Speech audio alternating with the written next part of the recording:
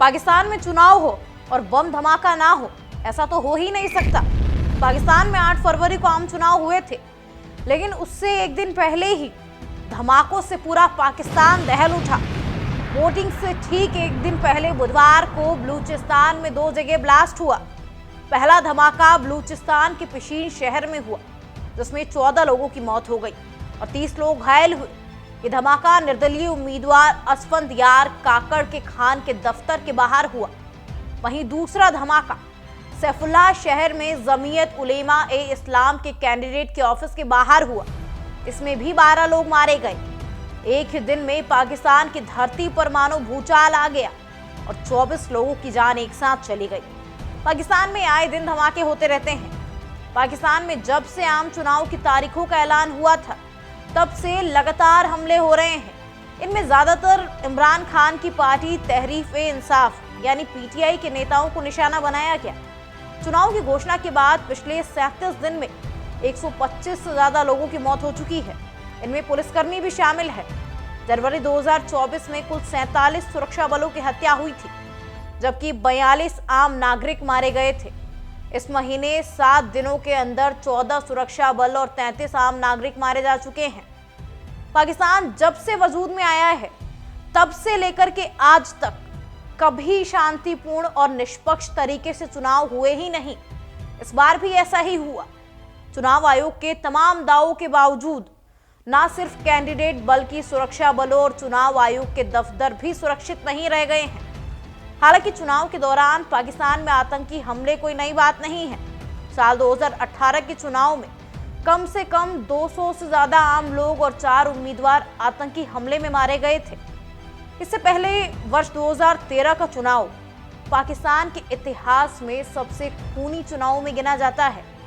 Institute of peace and conflict studies के मुताबिक 2013 के आम चुनाव में 1300 से ज्यादा आम लोग मारे गए थे। वहीं 2008 के आम चुनाव से ठीक पहले 27 दिसंबर 2007 को प्रधानमंत्री पद की उम्मीदवार और पाकिस्तान पीपुल्स पार्टी के नेता बेनजीर भुट्टो की हत्या कर दी गई थी। पाकिस्तान की 336 संसदीय सीटों में से सिर्फ 20 सीटें ही बलूचिस्तान के हिस्से में हैं। इनमें से 4 सीटें तो महिलाओं के लिए आरक्षित हैं।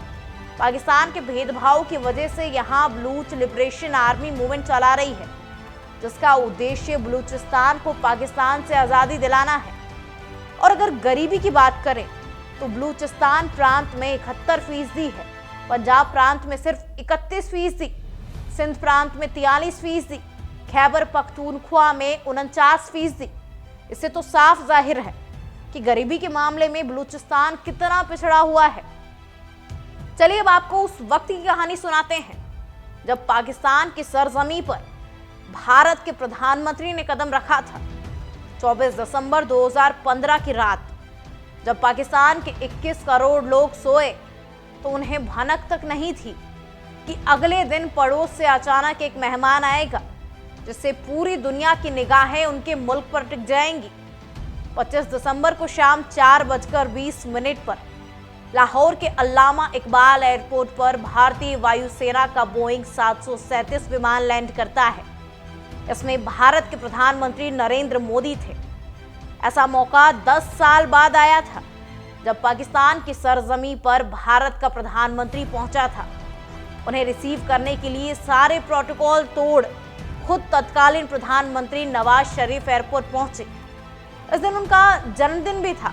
2013 में जब नवाज प्रधानमंत्री बने, तभी पाकिस्तान में इस बात की चर्चा तेज थी कि वो भारत से रिश्ते सुधारने की कोशिश करेंगे। ऐसा ना करने के लिए सेना ने इमरान के जरिए उनके खिलाफ 6 महीने का प्रदर्शन भी कराया था। मोदी से मुलाकात के 1.5 साल बाद ही जुलाई 2017 में नवाज को प्रधानमंत्री के पद से इस्तीफा देना पड़ा। वो भ्रष्टाचार के आरोपों में जेल गए, फिर देश छोड़ा। नवाज के लिए नया नहीं था, वो पहले भी 2 बार पीएम की कुर्सी गंवा चुके थे। अब इस पर आप सबकी क्या राय है, कमेंट सेक्शन में बताइएगा जरूर।